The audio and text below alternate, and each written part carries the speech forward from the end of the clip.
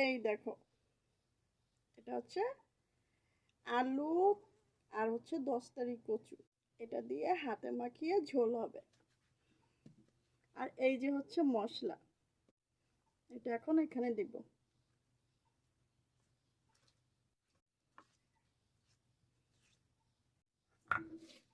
পাতাটাকে সরিয়ে ফেলি, তা নাহলে দেখতে সুবিধা হবে না। এই হচ্ছে লবণ, প্রথমে এতটুক পরিমাণ মতন লবণ দিলেই হবে।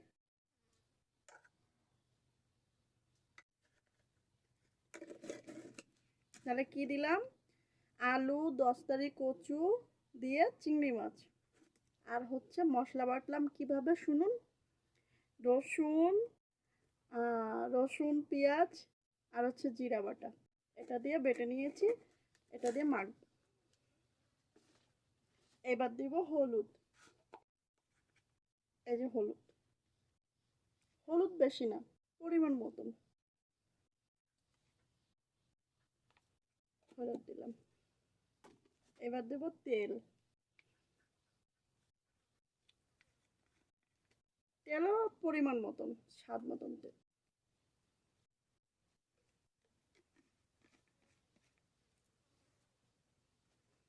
এই হচ্ছে তরকারি, এইখন আমি হাত দিয়ে মাখবো, সুন্দর করে মাখবো। এটা মাখতে মাখতে একেবারে ফেভারিট কালারে নিয়ে ফেলবো। তরকারিটা খুব সেন্ট বেরোচ্ছে জানেন তো, অনেক সুন্দর লাগবে খেতে। কাঁচা তরকারি মাখতে হয় এভাবে মশলা দিয়ে, রসুন বাটা, পেঁয়াজ বাটা আর হচ্ছে জিরা বাটা আর হচ্ছে কাঁচা লঙ্কা আর হচ্ছে 10 কচু আর হচ্ছে আলু দিয়ে মাখতেছি। চিংড়ি মাছটা দিতে হবে, এই হচ্ছে চিংড়ি মাছ। এই সবে মাত্র মারলাম, এই ঢেলে দিলাম। এই দেখেন চিংড়ি মাছ, এই এখন এটাও মাখবো।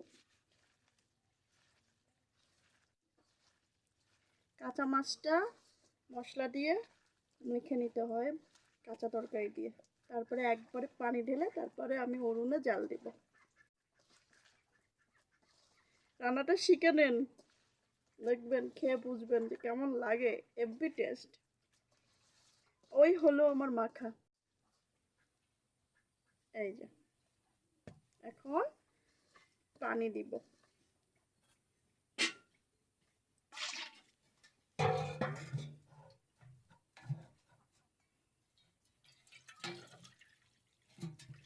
মনে রাখবেন ছোট বাটির 1 বাটি পানি দিতে হবে।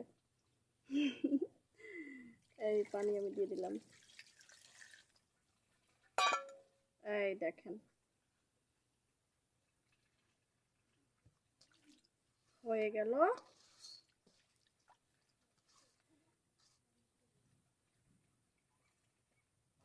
এখন আমি ঢাকনা দিয়ে ঢেকে দেব। আর চুলার জালটা দিব। এই দেখেন খড়ি ভেঙে তারপরে হচ্ছে চুলার জাল দিতে হয়। খড়ি রান্না খুব কঠিন, খুব কষ্ট, তারপর রেঁধে খাচ্ছি, মা অনেক অসুস্থ তো তাই।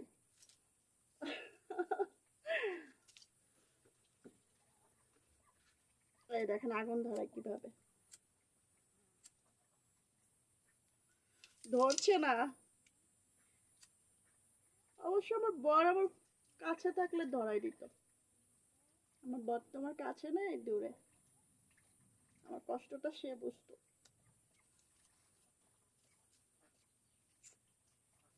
দেব নাকি মুখ পুড়িয়ে? আমার বরটা থাকলে না, ওর বরটাকে আগুন দিয়ে একটু ছেঁকা দিতাম, ভয় পেতাম, দিতাম তাকে এরকম একটা পাপ্পি।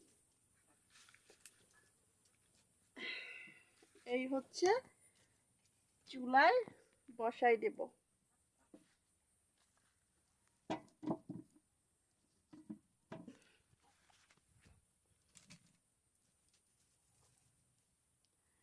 আচ্ছা ঠিক আছে, এখন আমি জাল দেব, রান্না করতেছি, হয়ে যাবে।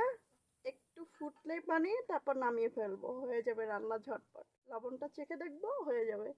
ঠিক আছে। হাই গাইস, ভালো থাকেন। আগামী পর্বে আপনাদের আবার সুন্দর রান্না দেখাবো। তত পর্যন্ত অপেক্ষা করুন। টাটা।